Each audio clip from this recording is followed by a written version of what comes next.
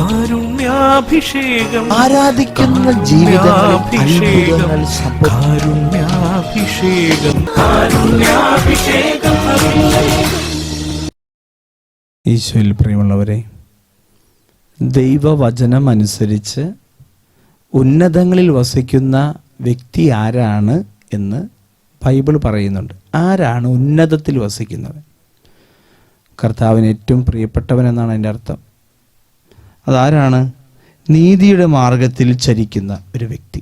അയാൾ നീതി അനുസരിച്ച് ജീവിക്കും. അർഹതപ്പെട്ട വ്യക്തിക്ക് അത് കൊടുക്കും.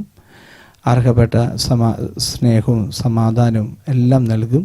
അപ്പോൾ ആ വ്യക്തി, അർഹതയുള്ള വ്യക്തികൾക്ക് ദൈവത്തിനുള്ള ദൈവത്തിന്, മനുഷ്യർക്കുള്ള മനുഷ്യർക്ക്, പ്രകൃതിക്കുള്ളത്, അപ്പോൾ അർഹതപ്പെട്ടത് കൊടുക്കും ആ വ്യക്തി. നീതിയിൽ ജീവിക്കുന്ന മനുഷ്യനാണ്. അടുത്തത് സത്യം സംസാരിക്കും, നുണ പറയുകയില്ല, കൃത്യമായും സത്യത്തിൽ ജീവിക്കുന്ന മനുഷ്യൻ. മർദ്ദനം വഴിയുള്ള നേട്ടം വെറുക്കുന്നവൻ, അതായത് അധ്വാനത്തിലൂടെയല്ലാത്ത ഒരു നേട്ടവും ആ മനുഷ്യൻ ആഗ്രഹിക്കുന്നില്ല. കൈക്കൂലി വാങ്ങാതിരിക്കാൻ കൈക്കൂടാതെ വേറൊരാളുടെ ഒരു പൈസ അദ്ദേഹം വാങ്ങിക്കുകയില്ല. അദ്ദേഹത്തിന് ചെയ്യേണ്ട കർമ്മങ്ങൾ ചെയ്തു കൊടുക്കും, അതിന് കൈക്കൂലിയായിട്ടൊന്നും വാങ്ങിക്കുകയില്ല.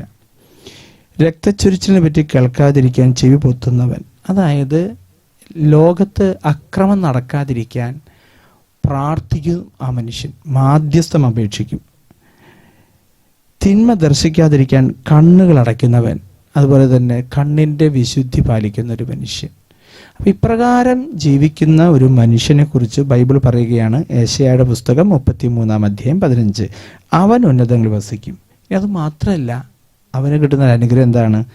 ശിലാദുർഗങ്ങളാൽ അവൻ പ്രതിരോധമുറപ്പിക്കും. അവന് ചുറ്റും ശിലകൾ കൊണ്ടുള്ള പ്രതിരോധമുറപ്പിക്കും. അവൻ്റെ ആഹാരം മുടങ്ങിയില്ല, അവന് ദാഹജലം കിട്ടുമെന്ന് തീർച്ച. അപ്പോൾ ഉന്നതങ്ങൾ വസിക്കുക മാത്രമല്ല, ഇതെല്ലാ സംരക്ഷണവും പരിപാലനം ദൈവം അവന് കൊടുക്കും. അതുകൊണ്ട് ഈ നോമ്പ് കാലത്ത് നമ്മുടെ ജീവിതങ്ങളെ ഒന്നും കൂടി ക്രമപ്പെടുത്തുവാൻ നമുക്ക് പരിശ്രമിക്കാം. ദൈവം എല്ലാവരെയും അനുഗ്രഹിക്കട്ടെ. നമുക്ക് ഈശോയുടെ ആശീർവാദത്തിനായിട്ട് ഈശോയുടെ മുമ്പിലായിരുന്നുകൊണ്ട് 2 കരങ്ങൾ ഈശോയ്ക്ക് നീട്ടിപ്പിടിച്ച് നമുക്കൊന്ന് സ്തുതിച്ച് പ്രാർത്ഥിക്കാം. ഹല്ലേലൂയ. യേശുവേ, ആരാധന ആരാധന. കർത്താവേ, ഞങ്ങൾ പ്രാർത്ഥിക്കുന്നു.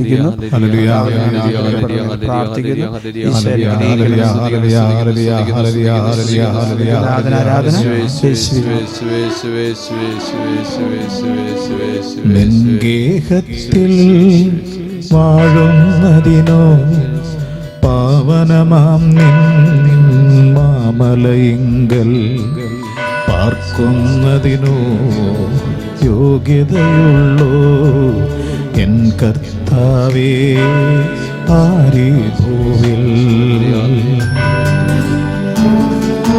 വ്യാപാരത്തിൽ നിഷ്കന്മഷനും ന്യായം മാത്രം നോക്കുന്നവനും സത്യം തന്നെ പറയുന്നവനും വഞ്ചന നാവിൽ തീണ്ടാത്തവനും.